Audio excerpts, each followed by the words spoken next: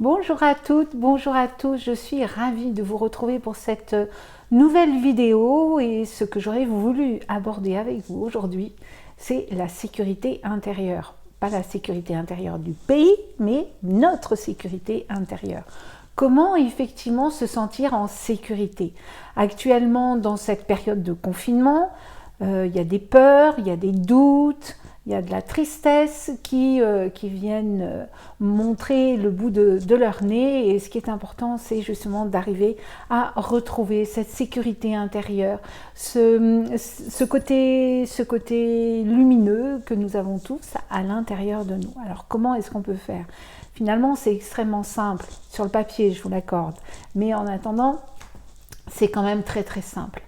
Et l'occasion nous en est donnée. Donc, la première chose à faire, c'est de s'écouter vraiment, d'écouter vraiment ce dont on a besoin.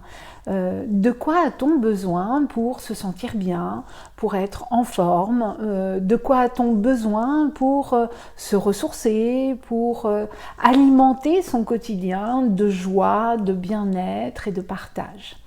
Donc, dans cette période où effectivement le silence se fait autour de soi et à l'intérieur de soi, prendre le temps pour écouter son corps. C'est très simple à faire et pourtant on ne le fait pas. Et c'est l'occasion, par exemple, lors de la méditation du matin, que vous pouvez faire, par exemple, de prendre un temps pour écouter votre corps. Ne cherchez rien d'autre, écoutez-le. Écoutez-le dans ses signes, écoutez-le dans ses mots, écoutez-le dans ce qu'il peut exprimer, purement et simplement. Ça, c'est la première chose. Écoutez ses besoins par rapport à, voilà, qu'est-ce qui peut me rendre joyeuse, joyeux dans ma journée? Est-ce que c'est de lire? Est-ce que c'est d'écouter de la musique? Est-ce que c'est de me préparer un bon repas? Est-ce que c'est d'aller en contact avec la nature, simplement en ouvrant sa fenêtre et de respirer cet air qui nous est proposé et qui nous permet de vivre? Ça, c'est la première chose, d'écouter ses besoins et surtout de les respecter, bien évidemment, dans la mesure du possible. La deuxième chose à faire, c'est d'être en accord avec ses valeurs. Ces valeurs, non pas celles qui nous ont été inculquées, mais nos propres valeurs. Qu'est-ce qui est important pour moi dans ma vie? Qu'est-ce qui est important pour vous dans votre vie? Pour justement construire votre chemin, construire votre vie en fonction des valeurs. Les valeurs, ça peut être le partage, ça peut être la bienveillance, ça peut être le dépassement de soi, ça peut être le courage, ça peut être plein de choses. Mais vraiment d'être en accord avec ces valeurs. Ça peut être le besoin d'évoluer, ça peut être le besoin de s'instruire, hein, peu importe. Mais vraiment d'être à l'écoute de vos valeurs. Le troisième point qui me semble pertinent et qui est en corrélation avec ce que je viens de vous dire, hein, c'est d'être vraiment à l'écoute de soi et de transformer ce qui est à transformer. Exemple concret, il y a un petit exercice que je vous propose de faire. Le premier exercice que je vous propose de faire, c'est de lister trois défauts que vous pouvez voir chez votre père, 3 défauts que vous pouvez voir chez votre mère. Voilà, prenez un temps et puis vous les écoutez, vous les listez, ces 3 défauts chez votre père, chez votre mère. Ensuite, eh bien, la deuxième étape, ça va être de vous poser la question, est-ce que je les ai, ces défauts, moi, à l'intérieur de moi? Oh, pas toujours les mêmes, hein, on est bien d'accord, pas sur la même tonalité, mais en quoi ça vibre aussi chez moi, ces 3 défauts chez papa, ces 3 défauts chez maman?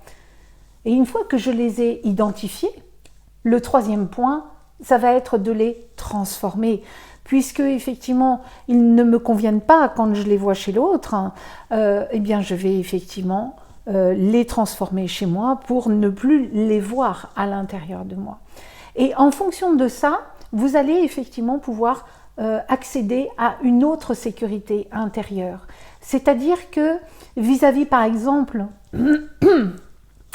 vis-à-vis de vos parents, par exemple, eh bien, vos parents, ils font du mieux qu'ils peuvent avec ce qu'ils ont. Ça ne vous correspond peut-être pas, et la plupart du temps, ça ne nous correspond pas, je vous l'assure. Ça, il n'y a pas de souci. En attendant, est-ce que vous attendez d'un prunier qui vous donne des pommes? Ben non. Ben, pourquoi est-ce que vous allez attendre de vos parents qui vous donnent ce dont ils ne sont pas en capacité de vous donner? En revanche, si vous écoutez vraiment vos besoins, vous savez que vous avez besoin de pommes et non pas de prunes.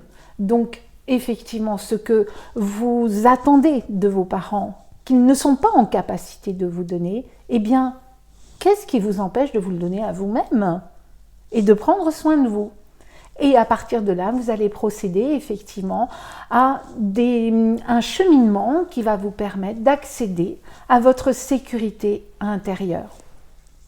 Et cette sécurité intérieure, sur un 4e point, je vais vous inviter à simplement lister des réussites, des situations que vous avez traversées avec succès, avec fierté, pas de l'orgueil, hein, mais de la fierté. Vous êtes vraiment fiers de vous d'avoir accompli telle ou telle chose. Donc vous listez 3-4 petites non, mais 3-4 réussites, et ensuite vous mettez en perspective les qualités qui vous ont permis de réussir ces épreuves, de réussir ces difficultés, de réussir telle ou telle situation. Et toutes ces qualités que vous pouvez observer chez vous, dans la réalisation, la concrétisation de ces réussites, eh bien, voyez dans quelle autre circonstance vous allez pouvoir les mobiliser. Que ce soit au travail, que ce soit dans votre vie personnelle, avec vos amis, avec votre chéri, vos enfants, peu importe. Et là, vous allez pouvoir muscler votre sécurité intérieure. Et franchement, essayez de faire ces 4 choses que je viens de vous proposer. Et à partir de là, en écoutant vos besoins, en respectant vos valeurs, en prenant soin de vous comme si vous étiez un parent pour vous-même et en listant vos réussites et les qualités qui vous ont permis de réussir telle ou telle situation, vous allez effectivement augmenter votre sécurité intérieure. Et là, en ce moment, eh bien, c'est le bon moment pour vous de le faire et je vous invite vraiment à le faire. Je suis à votre disposition si vous avez besoin d'échanger avec moi, si effectivement vous voulez bien partager certains commentaires, je serai ravie de pouvoir échanger avec vous. Je vous souhaite vraiment une bonne sécurité intérieure. À très bientôt.